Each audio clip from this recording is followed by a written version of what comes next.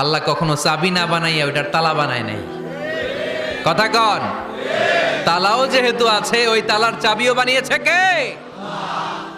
মা আনজালাল্লাহু দাআন ইল্লা আনজালাল্লাহু লাহু শিফা।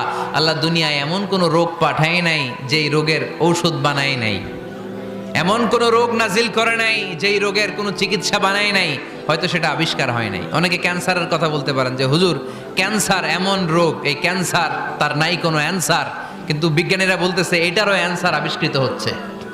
সুবহানাল্লাহ কইবেন না? কিছু কিছু ক্ষেত্রে হয়েও গিয়েছে।